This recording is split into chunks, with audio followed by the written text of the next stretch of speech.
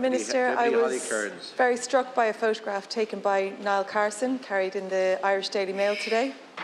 It shows a number of asylum seekers leaving Magownagh House and walking along a small country road. The caption says that they're heading back to Dublin. The men aren't lumbered down with lots of heavy bags. They each have small backpacks and a plastic bag. Their only possessions are crammed into those small bags. It's unclear how they intend to get back to Dublin, and it's unclear where they will stay once they get there. Given they have now left IPAS accommodation, it's likely that they'll be forced to sleep rough on the streets. Minister, these people have come to this country with nothing, and we are failing them. It didn't have to be like this. The manager of Magownagh House knew for 3 months that asylum seekers would be housed there, but nobody else was told. The local community was not told, local politicians were not told, not even Clare Immigrant Support Centre, who've been providing outreach services for refugees for more than 30 years, was told. Minister, the government is presiding over an increasingly chaotic response to this crisis. And there are real fears that the shameful and violent scenes we saw in Dublin at the weekend will be repeated. We all know there has been an abject failure to provide emergency accommodation. And 2 years into this crisis, there is still no strategy to engage with communities housing refugees. Joe O'Brien was appointed as a junior minister for integration to help with this work. He put together proposals in January to recruit a team to help with community engagement. But it's reported in the Examiner today that those plans stalled when they were sent to the Department of the Taoiseach. 5 months later, the Taoiseach's department are still exploring alternative models of engagement. We still have no communication strategy. Minister Joe O'Brien was appointed to the integration brief to help with this effort, but how can he when his plans are put on hold? It appears that Minister Roderick O'Gorman is on his own. At least that's the view of the Green Party. Green Party Senator Roisin Garvey told Morning Ireland today that Minister O'Gorman has been, quote, thrown under a bus.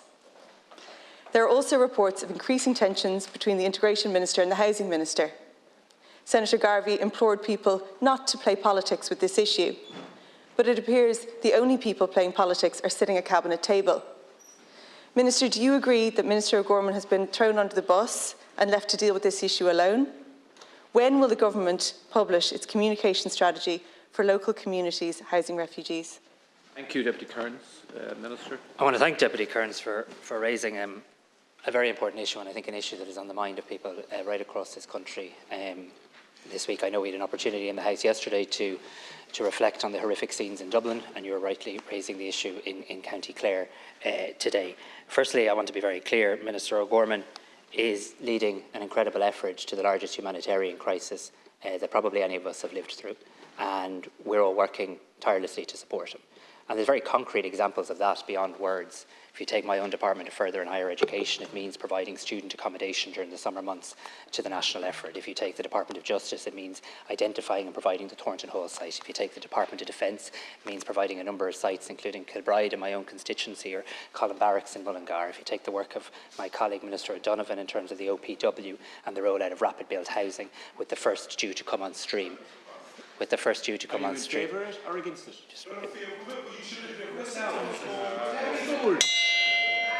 Deputy Gould. Rein in your councillor, Limerick. Rein in your councillor, if you know what you're talking about. Minister, please don't provoke the deputy.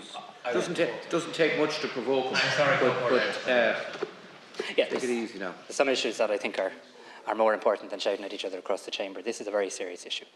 And I just want to assure Deputy Cairns that the entire government and the Cabinet Committee chaired by the Taoiseach is coordinating the effort in relation to this.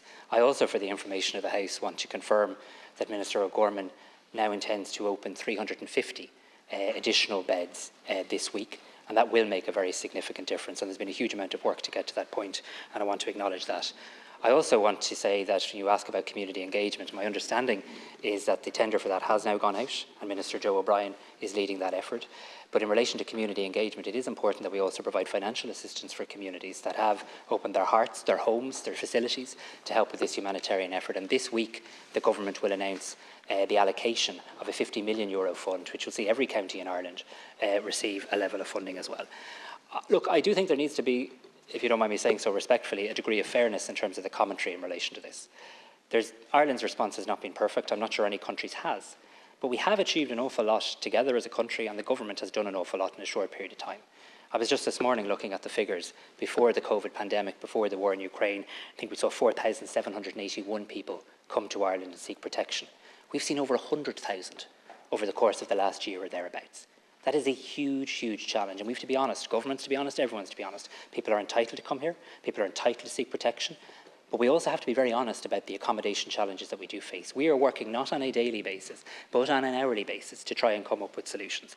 And the conversation at Cabinet, not that we discussed Cabinet, but for clarity, yesterday was about what we can do immediately right now to help with the very acute situation regarding tents, and then moving beyond that, how we can progress and turbocharge the progression, if you like, at a number of the sites that have been identified for both rapid build housing, pods and other approaches. Thank you.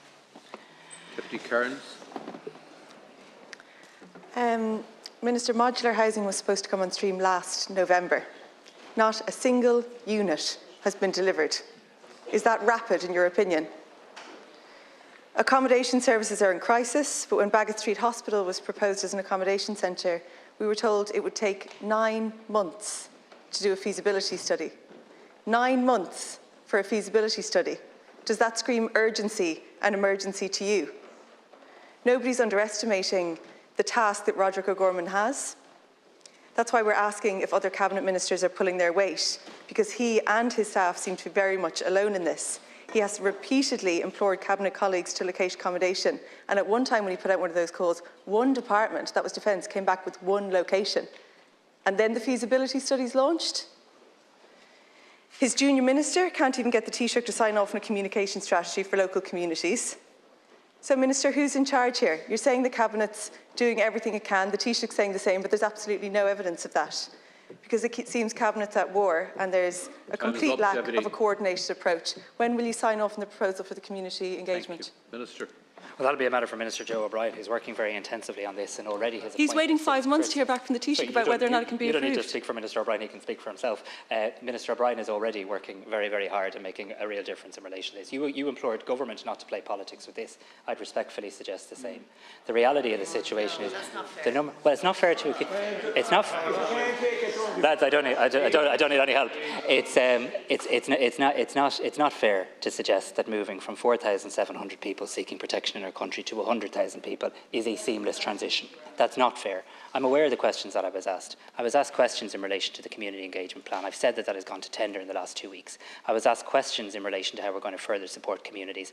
I've outlined that we're going to announce a €50 million allocation to communities this week. I'm absolutely assuring the Deputy, and the facts do bear this out, that every government department has contributed to the national effort, and every person in Ireland in many ways is contributing too.